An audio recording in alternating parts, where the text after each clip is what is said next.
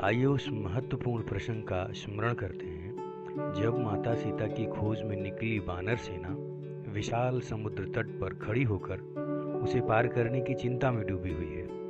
इस संकट की घड़ी में रीछराज जाम्बवान यानी जामवंत जी हनुमान जी को उनके अपार बल, बुद्धि और पराक्रम का स्मरण करा के उन्हें लंका जाने के लिए प्रेरित करते हैं और कहते हैं कि जरठ भयउ अस काहई रिछेषा, नहीं तन रहा प्रथम बल लेशा।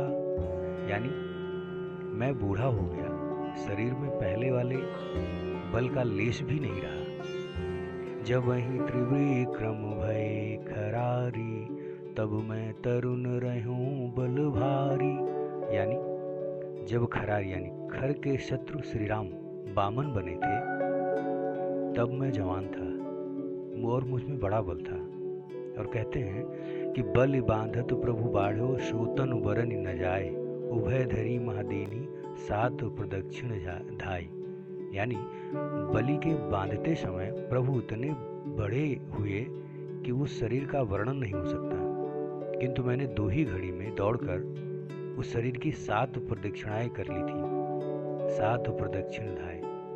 आगे कहते हैं कि अंगद कहाँ जाऊं मैं पारा, जिय संशय कछु फिरते बारा, जामवंत कहा तुम सब लायक, पठैय किमि सबहि कर नायक।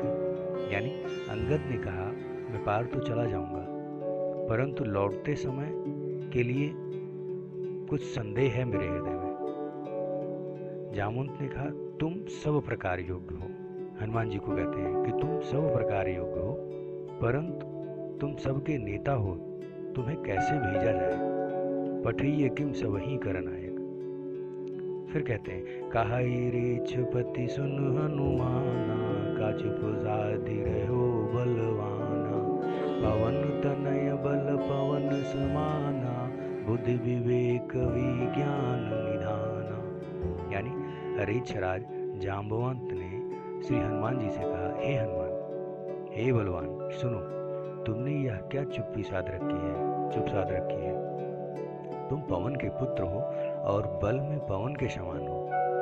तुम बुद्धि विवेक और विज्ञान की खान हो। फिर कहते हैं कवन सुकाज कठिन जग माही, जो नहीं होए तात तुम पाई, राम काज लगी तो अवतारा, सुनतहि भयउ पर्वताकारा।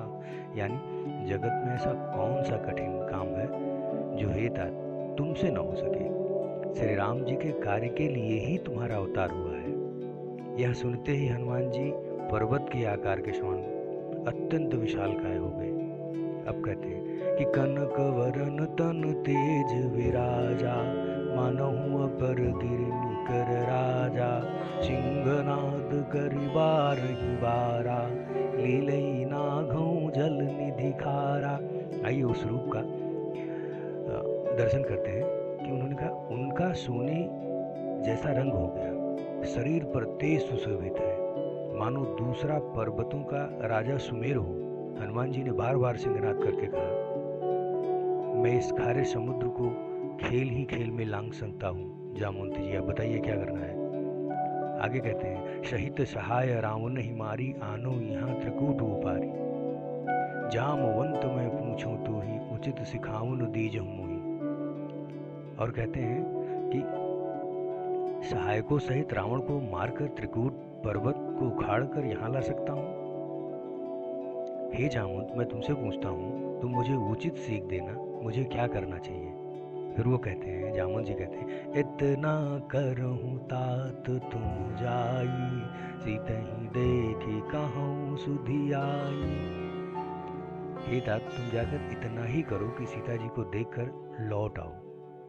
तब निज भुज बल राजीव नैना, कौतुक लागी संग कपि सेना। और उनको खबर दो, फिर कमल नयन श्री राम जी अपने बाहुबल से ही राक्षसों का संहार कर श्री सीता जी को ले जाएंगे और खेल के लिए ही वानरों का साथ लेंगे। कौतुक लाग संग कपि सेना, यानी खेल के लिए ही वे वानरों की सेना का साथ लेंगे।